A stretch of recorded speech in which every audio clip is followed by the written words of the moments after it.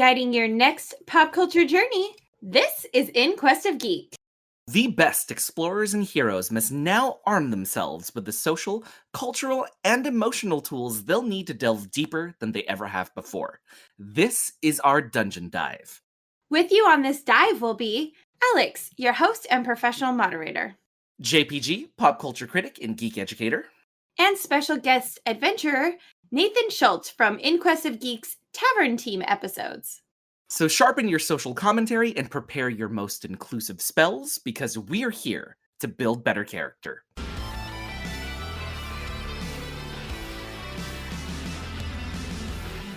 Welcome back, Brave Questers, on our newest dungeon dive, Invincible, the animated show on Amazon Prime. But a dive this deep is going to need some outside help. And we have Nathan Schultz to round out our party. Nathan, tell us a little bit about yourself. Well, hello. How you doing, everybody? Okay, let's see. I am a armchair geek therapist, psychologist, analyzer of many things, of fictional characters. I've been writing some comic books, got about 3 out and some more in the works. Been writing some comic books. Yeah. Here's the problem with Nathan. Nathan never does any justice to the incredible things that he does. So now I have to step in order to make sure that everybody knows how wonderful you are. Well, I guess I'll let you. I mean, if you have to, I'll bravely stand aside. Nathan Schultz, first and foremost, the newest host of our Tavern Team episodes of In Quest of Geek. Yes, it's been, it's big shoes to fill. There's a certain person that I'm trying not to emulate too much, but I do want to have an homage to your style. I hear he straight up sucks. I can neither confirm nor deny those kind of statements. You're talking about one of my bosses right now, so you can't really. You get me in a really bad spot here. No, I'm your only boss. No, I mean you're the main boss. You're main boss, but he's mini boss. Mini bosses got you. Yeah. I gotta get through him to get to you. So it's but I don't want to fight. I want to just talk about geeky things with you guys. And Nathan, we have worked with each other for a while now. You have been on many different iterations of different podcasts and different shows and all that as well that we've put out there. And on top of that, comic book writer, you really buried the lead on this one. Well, I'm a self-published comic book writer. No one's paid me to do it yet. And I made 3 comics called The Shrouded City. Basically, my quick pitch is it's Buffy the Vampire Slayer meets Lethal Weapon. And it's just a kind of buddy action plot. Thank you, Evie. I'm glad you enjoyed the yeah, Evie really wanted to jump in on that. Yeah. That's good. Okay, wait. So The Shrouded City, right? Yeah. So you're saying Buffy meets Lethal Weapon. Yeah. Why is that? We have time in order to do the longer pitch. We do. Are you sure? I thought we were going to get into this. I'm a guest. I'm just smelling the stew and I'm just ready here to eat. But you want me to talk about myself. and yes, exactly. I definitely want You're to our appetizer, Nathan. Oh my goodness. I always pictured myself as mozzarella sticks. Oh God, that's a good reference. Sorry, Nathan and I, whenever we hang out in real life, when we can hang out in real life, it is a big thing for us to get mozzarella sticks. It's actually an inside joke that we've had for years and years. Yeah. Together we discovered a mozzarella's like just like this one little food festival kind of tiny little thing that there's this one person that was just making mozzarella sticks. That was their entire thing. They didn't make anything else. It was awesome. They were as big as my forearm. That's how big these mozzarella sticks. I remember those. Yep. They were monstrous and delicious, and that cemented a fantastic memory with my buddy Jason. Yeah, you are deflecting though. We definitely need to hear about the Shrouded City. Tell us a little bit about it. Okay, well, you know what? You talked me into it. Let's see. So Shrouded City is it's created by the very fact that I have gone to Comic-Cons over and over again, and I'm buying other people's stuff, and then I'm going like, am I just a consumer? So I finally sat down and used all of my friendship credit with one of my very talented artist friends, Amy Watson, and she was kind enough to draw it for me. And Shrouded City is really I called it Buffy Vampire Slayer meets Lethal Weapon, and mostly just because I wanted that interaction. And the idea is kind of like, what if Data and Wolverine like teamed up against something? And then there's like Sasquatches and then all these different kind of creatures from Greek mythology and any mythology, I feel like. And it's set in kind of one of those urban fantasies. They call that a low fantasy setting, where it's it's LA, but with mythical creatures that still exist, and they're hiding in plain sight kind of idea. And main characters Eddie and Adam are basically on they're on patrol. They're walking the streets as basically the closest equivalent to police officers that this world can have, while also hiding the fact that they exist and this kind of thing. And it's really just one of this fun interaction between these two characters, because Eddie he was the equivalent of a tank driver in the army. There was a war that happened, and in this mythical war, you need guys who blow stuff up real good with magic, boom, boom. And Eddie was great at that. And then the war is over, and what do you do with these talents? And there's a little bit of an analogy. I mean, this is from like no direct experience, but analogy for soldiers coming back from learning these techniques, learning how to kill, learning how to this stuff, and then have to come back. And then what do you do with life with that? And then throw a whole bunch of scary dragons and stuff into the mix. And like, what kind of guy comes out of that? Who comes back? How bitter is he? How is he dealing with life? And then that's Eddie. And then for Adam, I wanted the other side, because wars are fought by 2 sides, 3 sides, who knows? And everyone's, this war is finally called over. And this guy, Adam, is a new human being. And by that, I mean, he was from Greek mythology. He is a Myrmidon. And a Myrmidon, and I might be pronouncing that wrong, but is basically, there was an ant, like literally those little ants, just, you see them crawling around. And then magic was used on them and turned them into soldiers. This is from Greek mythology. And then what happens after you make a bunch of people, cookie cutter human beings, and then they're supposed to go into regular life? And that's Adam. He's literally been alive for maybe 3 months, 4 months as a human. And now he has to actually incorporate into human society. And then these two have to deal with problems that are probably way above their pay grade. And that is the long version, because I'm usually just doing my elevator pitch of the Shrouded City. I feel like you were doing really good, and at the very end, you started to panic, like, oh, they let me talk, and that's everything, and thanks for having me here. Yeah, it's like, and I'm really talking now. I'm going into babbling realm, and I need to pull push the ejection button. I think the next Dungeon Dive should just be on the Shrouded City at this point. But, oh man, but that's me. Don't tempt me to use my batting. I'm gonna bat my eyelashes, you two. I'm gonna do it. Like, shoot. Send pictures of my cats. But we do have a comic book we need to get into today, and that's Invincible. So as of right now, Amazon Prime has released 4 episodes of Invincible. It is an animated series based on the comic book. How many episodes did you guys watch? I watched all 4. I did as well, but I read the comics years ago. So Nathan is definitely going to be the subject matter expert on this one. Yeah, I've read every single comic book. Just like an hour ago, right? Yeah, just an hour ago for the show. I don't even know what it was like. Invincible? Oh, Invincible. Oh man, okay. Never heard of it. Tell me more. I remember when JPG and I were first dating, and you were trying to get me into comic books after, me lying about being into comic books. And look where we are now. Oh, dude, it worked. It worked. My own trap.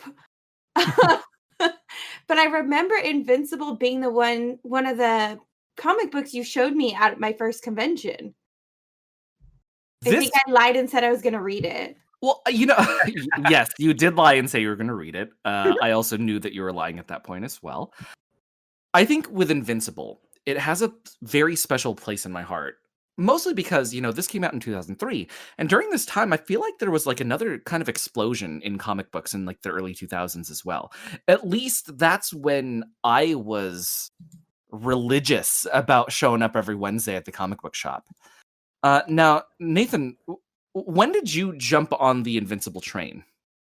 I jumped on basically right after reading like a Walking Dead issue, because I was like, this Robert Kirkman guy, the writer and creator, this dude, he's speaking to me. I'm like really liking what he's doing with Walking Dead, and then heard about this about Invincible, and went like, whoa, this is started reading. I'm like, this is hitting a lot of notes that I didn't even know I needed, man. It's like one of those nice surprises. Like I didn't even know I needed this comic book, and then once I started, I finished it. I mean, all the way to the very end, last issue. Now, let's slide over to the TV show, because this is kind of a big deal for, I think, a lot of people who've been fans of this comic for forever. And we've seen other comics become TV shows like Walking Dead. We've seen Marvel and DC make movie and TV shows out the wazoo. But this was one of the quieter comics, I think, that anybody you mentioned it to was like, oh yeah, that's a really good one. But it was never one of the big. And so it's kind of cool to see it have its own comic. Have its own TV show. It was already a comic.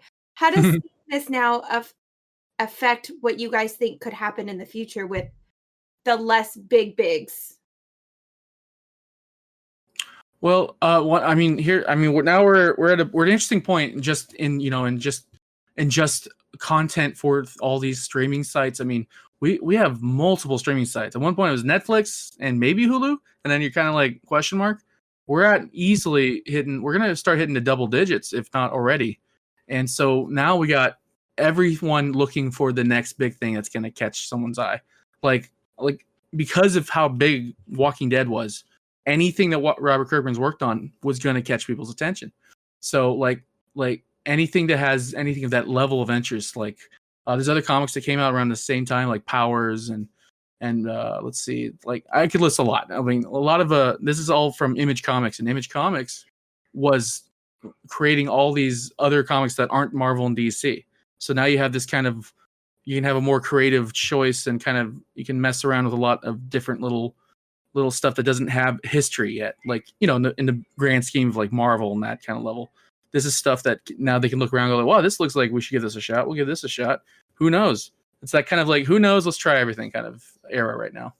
And to connect to that also, I think for me, I always kind of put Invincible in the same sort of category that I placed and maybe and this isn't in terms of like quality or anything like that, but I always placed it in terms of Watchmen or Saga or things like that, where I had no idea how they were going to bring this to screen, right?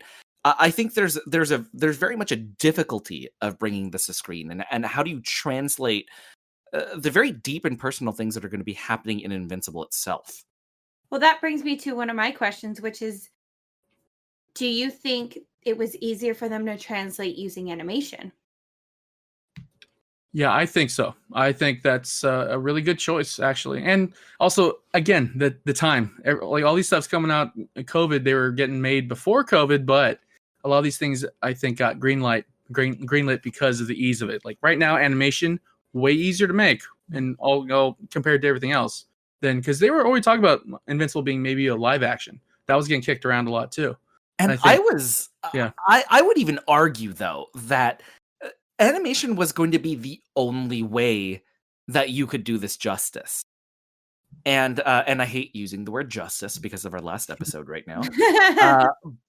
Especially because I think Kirkman wanted he wanted a personal sort of superhero story for this. But in that personal superhero story, there are a lot of iconic touchstones that we are that we are basing a lot of these things on, right? The Guardians of the Globe are obviously Justice League homages, right? Yeah, right. And getting right into the spoilers, I personally think that Nathan, I want to ask you this first. How did you react to seeing the Guardians of the Globe's deaths on screen instead of seeing them in the comic itself? It's a tricky one. Because I'm a comic fan. That stuff hits me pretty hard because I mean, it's a format that I've been reading since since I was a tiny kid. And some of the the violence they show into that hits a little bit harder because of the story he was like Robert Kirkman was telling with Invincible. So it feels because all the colors are very very clean cut colors. It's a very usual way to make a comic book, superhero comic, and then they add this violence, this element to it that it almost comes out of left field. Like even in watching the first episode, it still feels like holy crap, like that was built up I to. mean, it does come out of left field for some of us. Yeah.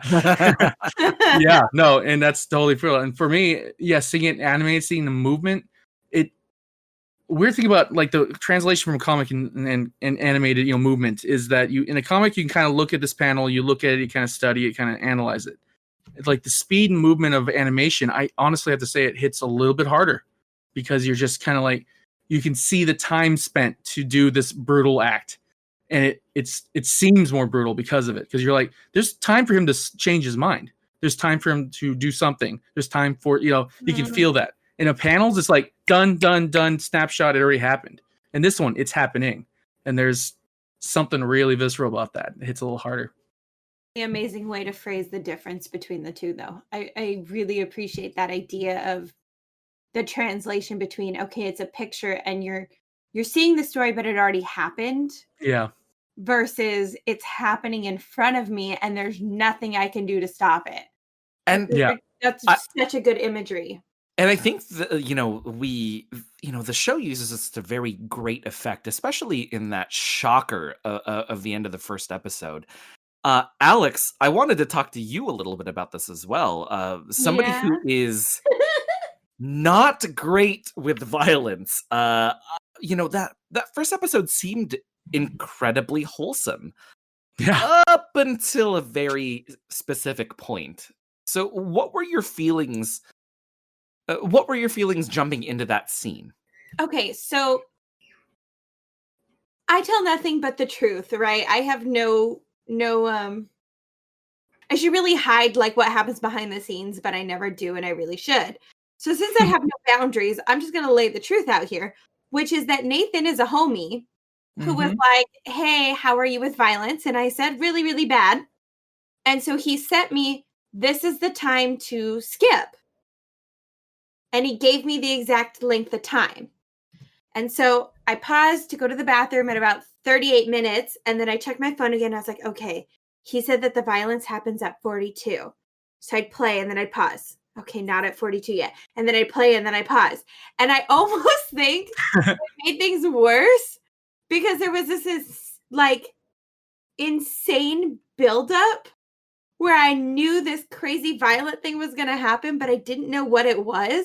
Nobody told me what the violent thing was. I just knew it was going to be violent. So the whole time I was thinking, oh my gosh, his dad is going to get killed by a bad guy. And because it was very heavily in like this father-son thing through the first episode. And so I was positive that dad was going to die, and then he was going to get torn between revenge and being part of the global, I lost the word. Guardians of the Globe. Guardians of the Globe. I was going to call them the Global League, and like, that's not it. Not great. Not a great name. Justice Globe. So I did expect a death, but I expected a death. Yeah. I didn't expect 7 deaths, and they were pretty. The one I couldn't watch was the red blur. Yeah, that one, and that was the first death out of all of them, and that was probably the one that was the most. That one was the tone. Yeah. And so that one that like threw me off, and I was legit hiding under my blanket, like pulled up to my eyeballs, and I'm kind of peeking under, like, okay, I have to watch because I have to be able to talk on this, but I don't want to watch. And then it, from there, the rest of it felt a little similar to Harley Quinn animated series. In terms of violence, or what do you mean? Violence. Okay. But his facial expression changed that tone. So I wouldn't say it was more violent beyond Red Blur. Red Blur was definitely the more violent than Harley Quinn. The rest, I would say, punching through somebody's face or punching somebody's head off. Not great, but I could say, okay, that is Harley Quinn equivalent. But his face when everything is happening and their facial expressions change that tone of what was happening. And I think that speaks to a larger part of why I think Kirkman did such a great job with Invincible. Mostly because we play around with the psychology of the superhero, right? Yeah. We are set up to believe that this is going to be, on the whole, it's going to be a hero learning how to come into their own. And on a more personal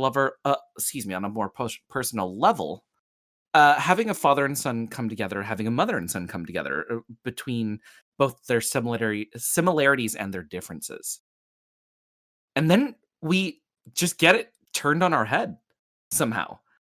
And I think I see this the most with the psychology of color. Invincible had a really, really good scene with the tailor shop. Do you guys remember this? Yes. Okay. So in the tailor shop, I think it was Arthur Rosenbaum. Let me check one more time. Voiced by Mark Hamill. Yeah, voiced by Mark Hamill. Art Rosenbaum. Yeah. So Art Rosenbaum is the tailor that makes the costumes for superheroes, and he makes Invincible's costume. They talk about the idea of things being iconic, right? But then we see Omni-Man's suit. It's that white, that red. It's clean, but it's bold, right? As opposed to when you get to when you try to see Mark's first suit. Yeah. The orange and yellow. Exactly, yeah. So and then we go with like that blue, black, and yellow color scheme, which I think is so weird of a color scheme, but it definitely works. That's the thing about these superheroes in culture. You use like a lot of just like the three big colors. Red, yellow, blue. It's those are the big ones that show up a lot, and it's because back in the day, comic books, you can only print like so well, so you need to make sure it's clear that Captain America, red, white, and blue, all these other kind of characters, you see something like what you choose this weird color scheme, you don't see very much, but it works, and for the world it works. It's clear and iconic. Now, I looked up pictures of the comic book because, I don't really like to read comics very often, but I found his dad or Omni-Man in different color suits. Like, I see him in the red and white, but I also see him in what looks like a green and red. Nathan, would you like to have a pretty big spoiler on this whole show? Oh, which no. Of course, if you are listening to the show, we do apologize for subjecting you to spoilers, but this is going to be necessary in order to make sure that we have as much context as possible. Yeah. And also just keep in mind, Invincible went for 144 issues, so a lot happens in the comics. And what they'll do in the cartoon, who knows? Might change. I would say try to give Alex like a basic overview, because as of right now on the show, we've seen people will get a basic interview or a basic overview in Tavern. Oh, okay. I'm sorry. I meant a basic overview of what's in store for gotcha. Omni-Man. Yeah. So as of right now, Alex has experienced Omni-Man in this sort of gray area, right? Yeah. We have seen him kill, but then we've also seen him be very sweet to his family, be conflicted in his feelings. Where does that go from here, Nate? Well, it's yes. Are we agreed on a large spoiler? Are we doing that or? Yeah. I think, yeah. Okay. So one of the things that in the very beginning of the cartoon, they mention mind control. They mention things that happen in all comic books. So any reason is really possible, except that at the end of the day, Omni-Man did it. He said he did that. He made that choice. That was no mind control. It is part of his heritage. And like you can see that there's some unreliable narrator in this. So as Omni-Man goes on, he has to make some choices that can change his entire life and how he was doing anything, what he was planning to do. And what he's planning to do was to protect the planet, but not for humans. He was mostly protecting it for Viltrumites. And the reveal is that Omni-Man is not there to be the superhero, but he's there to make sure that no one else messes with his stuff. Okay, so that was what I assumed. Yeah. After he beat up the Valkyrin, something that starts with a V. The little alien dudes. Oh, the Flaxens starts with the Flaxen. Yeah, it was not close. I just remember it Flaxen because it's flaxseed. Oh, God. After he beat up the Flaxens and the way Mom said what she said, oh, he's gonna talk to them, and then to see like this isn't your planet to conquer. And I was like, oh, his people are supposed to conquer the planet. Got it. Like, so Yeah, that was made really clear to me. Yeah, that's been made clear. So Omni-Man at some point is going to be confronted. They showing it's all in the advertising too. You can see there's supposed to be a confrontation between Omni-Man and Invincible. That's not even a spoiler. That's part of the advertising. You can actually see when there's a shot of Invincible in the foreground, beaten and hurt, and Omni-Man in the background looking at him. So like what Omni-Man has to do is decide between the life he has now or the life that his people want for him. And he chooses almost neither at some point and leaves. Takes off. He just takes off. And so he basically, it's in a way, it's like a Viltrumite midlife crisis. he just kind of goes off and starts living other places. So he just pieces out instead of buying a convertible or anything like that, right? Yeah. Okay. So he starts trying other clothes. He's trying whole different lifestyles.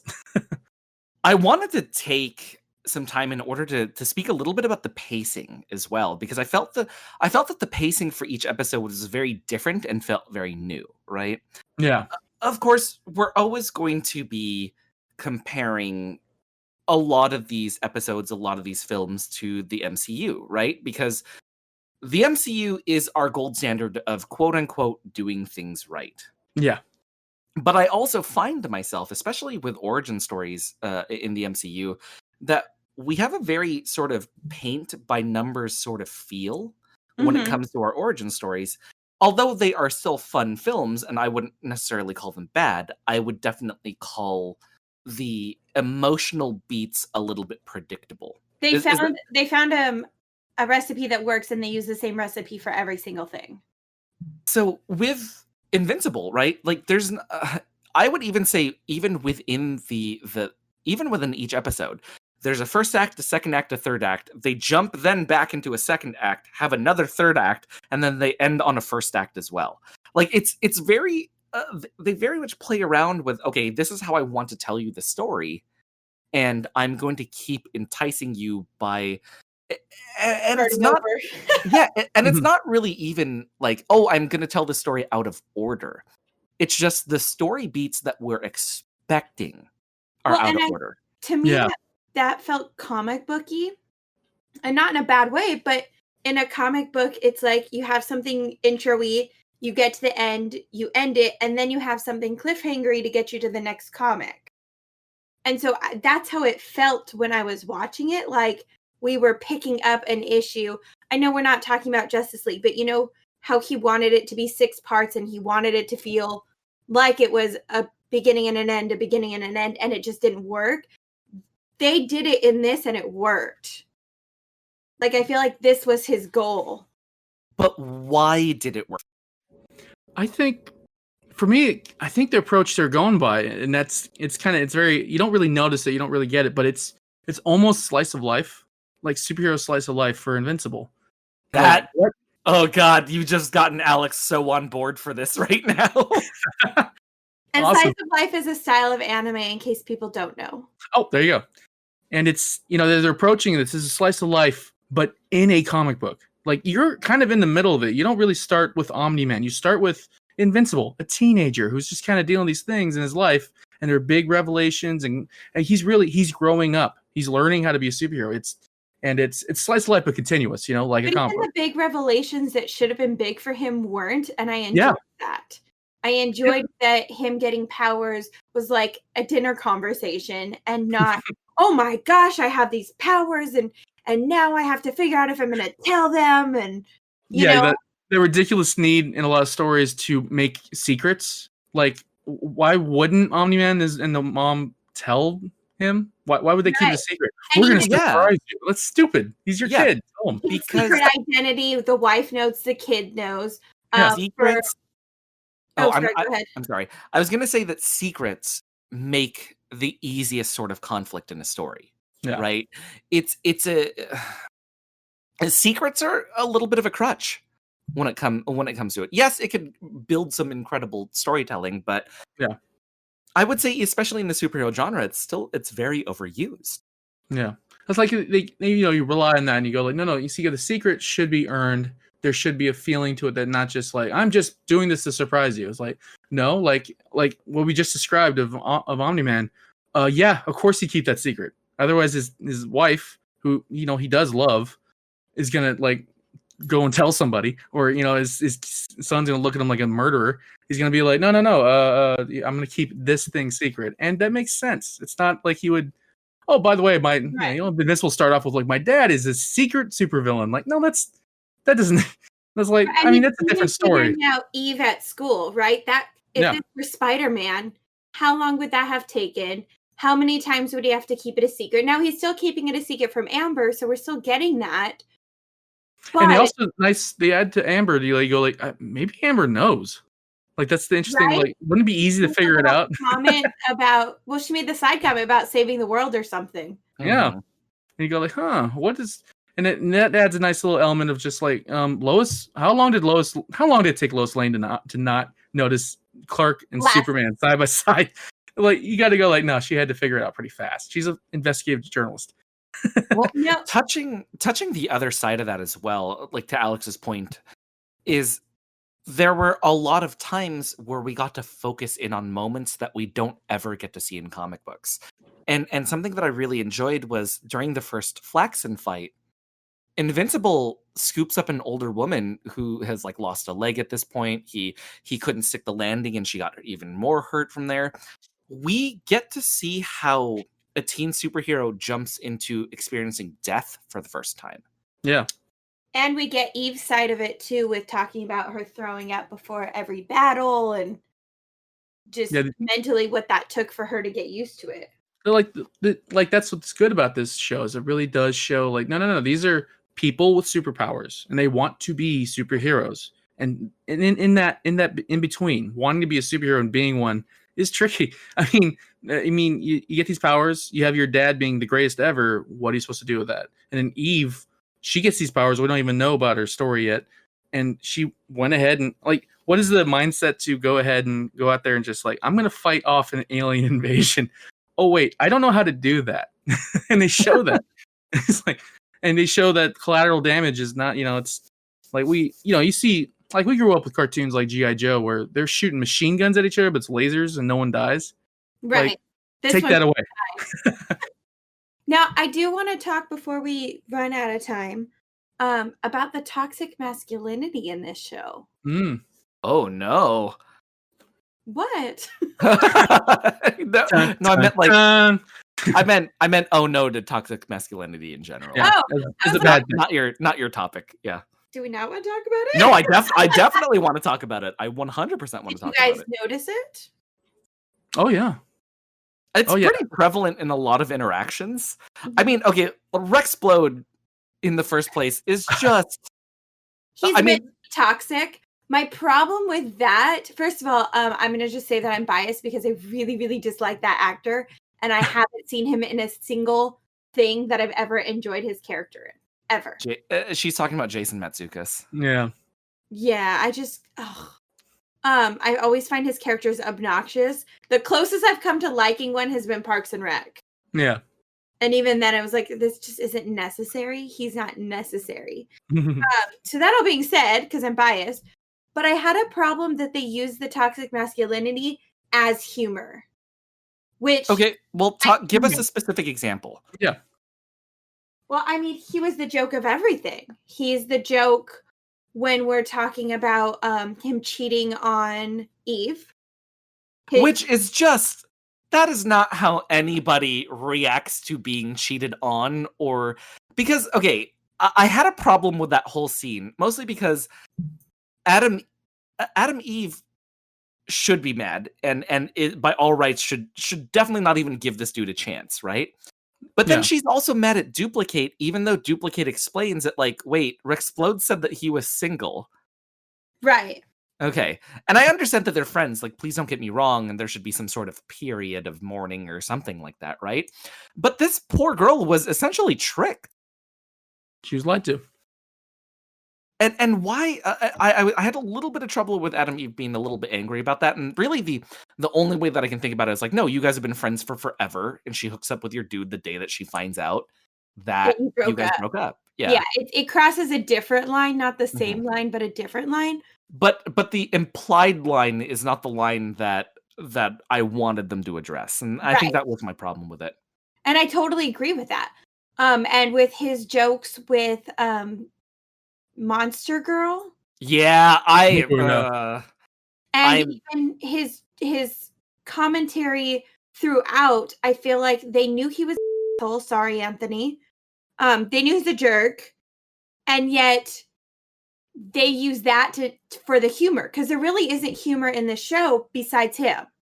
There's like one or two moments where you kind of go, oh, that's funny, but really he's meant to be the humor, which means you're supposed to find his toxic masculinity funny, which in 2003 was the thing. So it definitely has the voice of the comic when it was written, but it doesn't have the voice now. And so that was a little hard to watch for me. I do disagree that he's supposed to be the funny one. I think that there's quieter moments that are supposed to be funny, and he's just the loud braggart. And loud braggarts get attention. And in life, as we see, the squeaky wheel gets the most attention. He's a squeaky, misogynist, no good jerk. And I do think I think what happens is it's a trap in how they try to make a character like that. They go like, see, he gets beat up, he gets punched. See, we're showing what happens to people like that. But unfortunately, they forgot the part where they're giving him a stage to talk. And he's making these, and he gets like beat down a little bit and then gets right back up, which is kind of like, well, shouldn't he pay more for these bad choices? A choice that, he made this choice that got rid of Adam Eve, who was easily more powerful than him and a good superhero. I don't even understand how he made it on the team, to be honest, because I didn't see him do anything productive ever. Yeah, it's one of those like, oh boy, the stories give him plot armor when he would be kicked. Like immediately, if I was a robot, I'd been like, goodbye. Adam Eve, please stay. Rex, get the hell out, man. Like, why am I keeping you around? It doesn't make any sense. Yeah, there were some pretty baffling choices that Robot had made. And I hope that, especially with the plot that they're having with Robot as well, that it explains why he would bring everybody from the team onto the Guardians of the Globe. But with me, right, there have always been levels of super heroics in my head, right? And this is like year one Robin trying to join the Justice League. Yeah. Like that, you're a hero, and I want to make sure that you succeed as much as possible. But why bring teens? And they even make the point with Black Samson as well, right?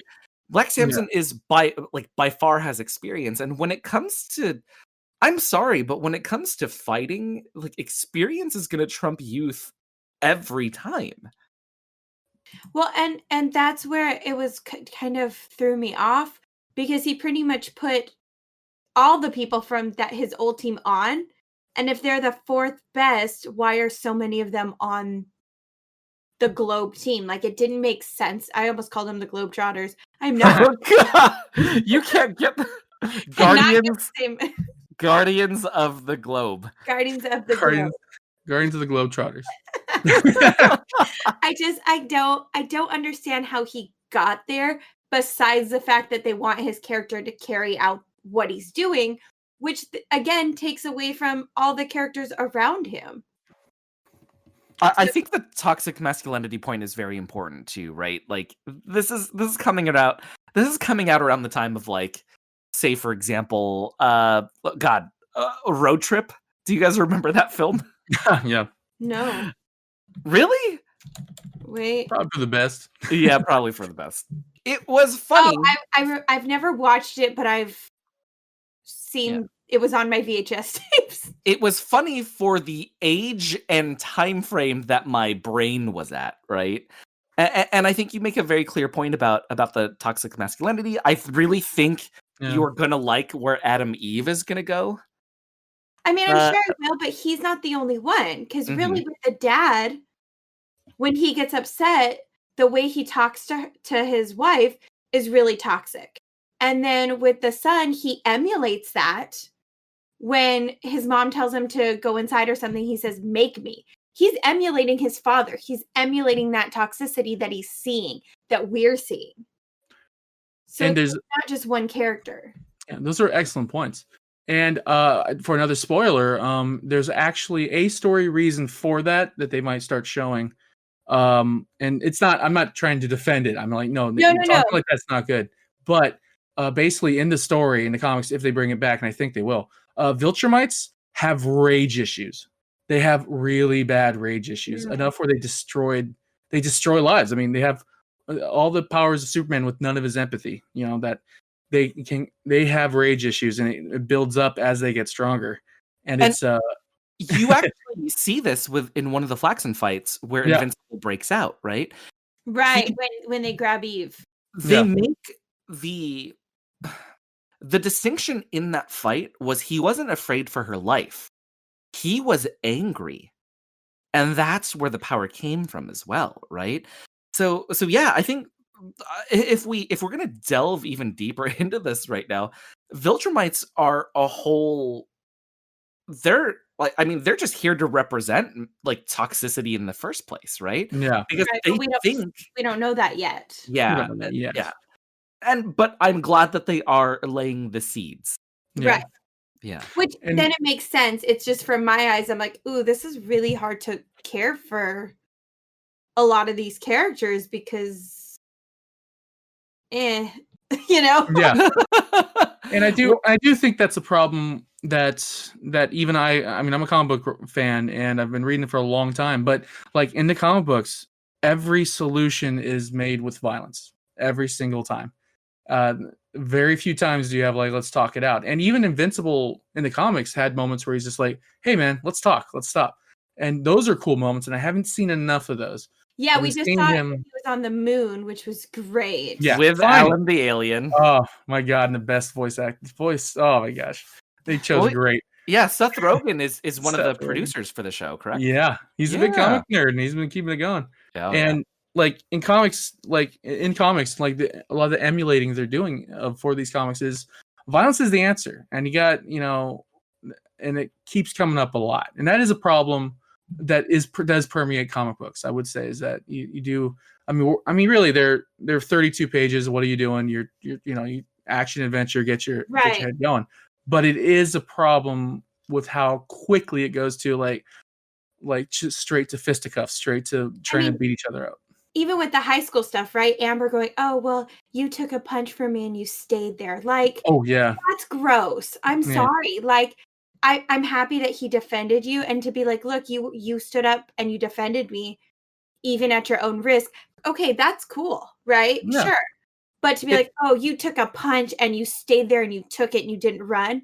That's not healthy. That's not great. Yeah. It felt a little bit like Florence Nightingale, like, oh, I fell in love with you because you were here in this one very specific moment. And Amber comes off as an incredibly strong and independent character. Well, Mark, in Mark's form, comes off as somebody who's very awkward.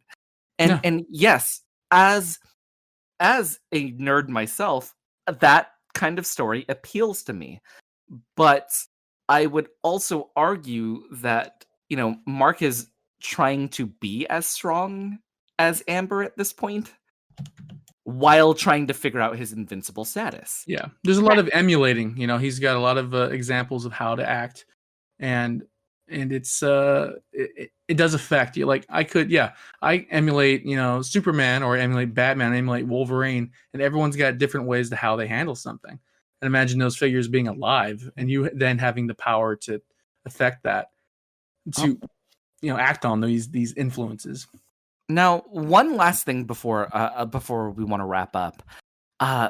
This voice acting cast is incredible, but something that I wanted to focus in on is Steven Yeun as Mark Grayson and Sandra Oh as Debbie Grayson, his mother, right? Mm-hmm. In all of the years that I read Invincible, never knew that Mark and Debbie were Asian. Well, were they in the comics, or did they do this for the animated series specifically? I don't believe so. Yeah, it feels like a thing they've added, another element they added that I don't think was in the comics, because they never.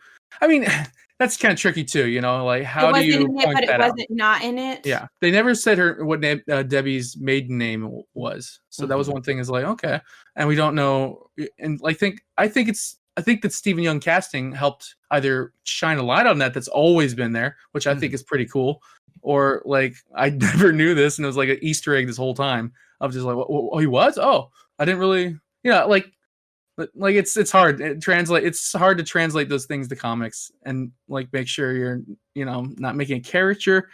You want to make like these people, so mostly focus on the people and having the voice acting, these really great voice actors. I have a question about that when you're done with your statement. Oh, no, you ask the question first. Well, so my question was going to be, because even the animation, to me, if you just see a picture of them, it's not, oh, you're Asian, I can instantly tell, right? No. And so my question is that good?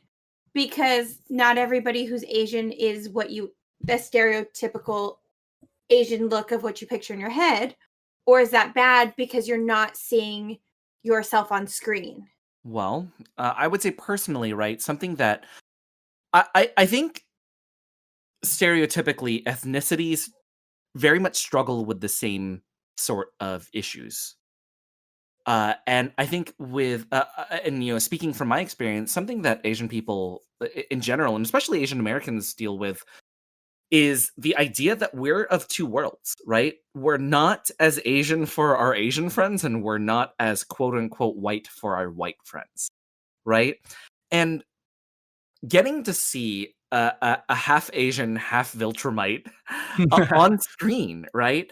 And getting to see them navigate not only their own personal life, but also their secret identity. That's something that really appeals to me. Because as a kid, that's kind of how I just rationalized, well, okay, this is who I am, right?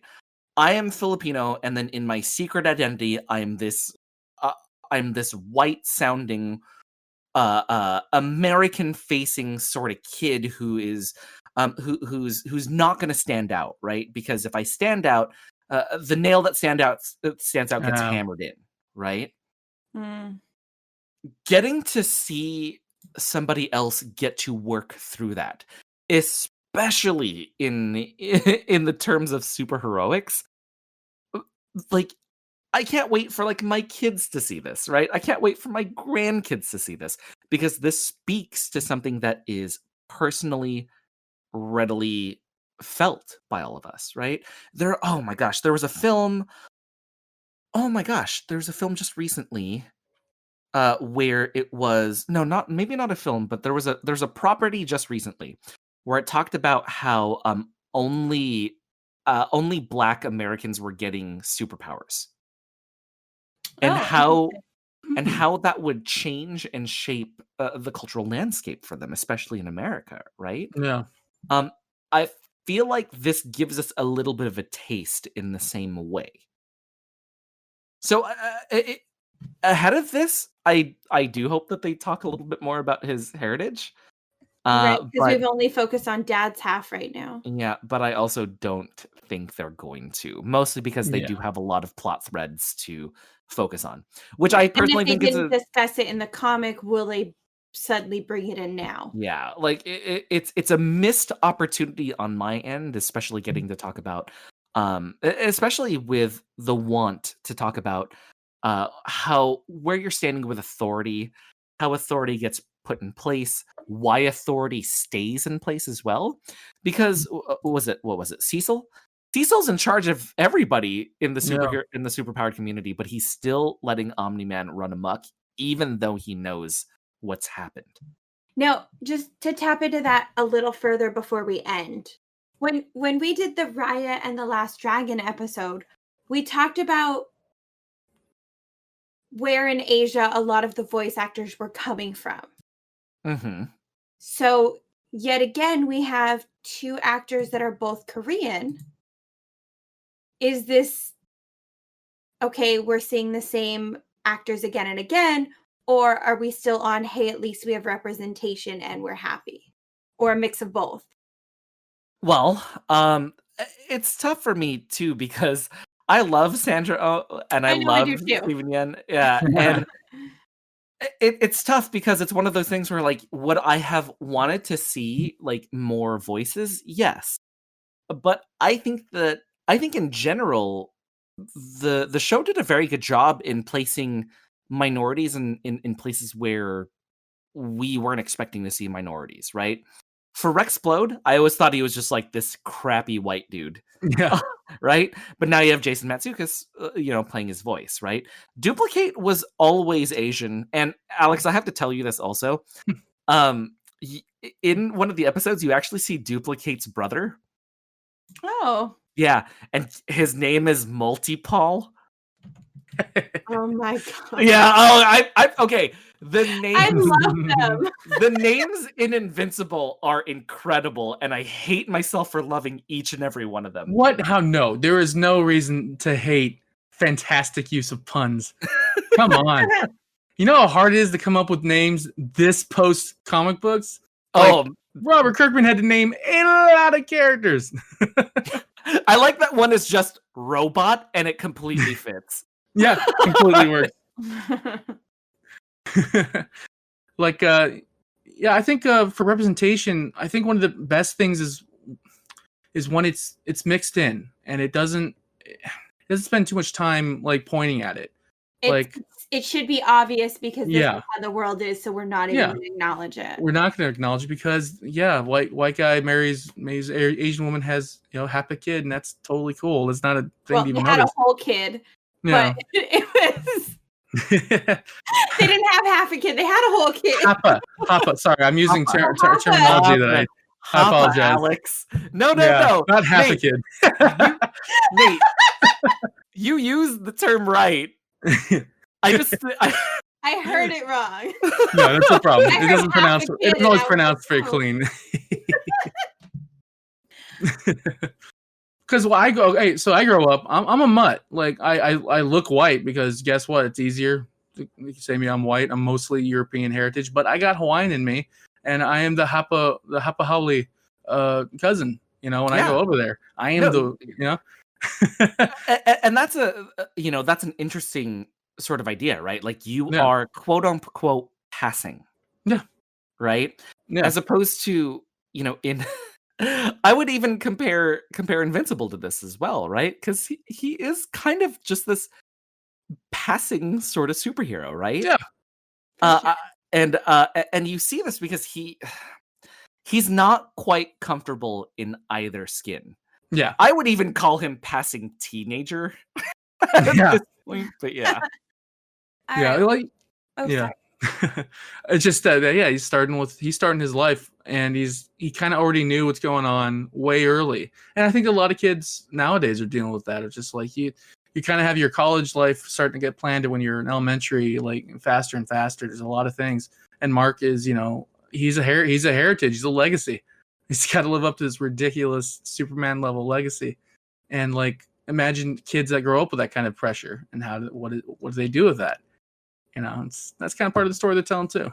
It is. I think that's the perfect place to end this. Before we do our social media plugs, Nathan, where can our audience find you? You can find me on Tavern Team, a fantastic podcast I'm a part of that. Really, I mean, honestly, just start with that and end with that. But you can also find me on Agents of Guard. There's a website that I've been writing a lot of. I've basically been just doing a streak of Thor-related blogs for a while. So if you're really just into Thor and stuff like that, then, dude, we come on down. And also you can get me on Nate the Greater on Twitter, and also I also will have a website at some point where you have access to more of my comic books. Guiding your next pop culture journey, this has been In Quest of Geek Dungeon Dive Edition. Please check out our weekly Dungeon Dive and Tavern Team episodes on Apple Podcasts, Google Podcasts, and any other podcatchers, and make sure to rate, comment, and subscribe. If you'd like even more adventures with us, our bi-weekly actual play RPG is in the same feed under Issues, where you can listen to us play as teen superheroes using the Masks A New Generation system. Please follow us on social media at In Quest of Geek. And don't forget to subscribe to our weekly Twitch streams at twitch.tv/InQuestOfGeek. And as we cross another dungeon off our list, here's what you can expect from our next episode. So in Alex's attempt to have us watch as many animes that'll make you cry as possible, we are actually going to be doing an overview of, not an overview, but we're going to be doing a deep dive into A Silent Voice. That one will make you cry. Yeah, I'm absolutely sure. I actually know absolutely nothing about this particular anime, so I'm just jumping in real clean and just nothing about it right now. Should I let our audience know what it's about? Okay, so I'm reading right now. So when a grade school student with impaired hearing is bullied mercilessly, she transfers to another school. Years later, one of her former tormentors sets out to make amends. Correct. So I'm going to be a mess during this one. And I believe we're going to be watching this on Netflix for anybody who wants to watch it ahead of time with us. But thank you again for listening, Brave Questers. And remember, use what you've learned today to build better character.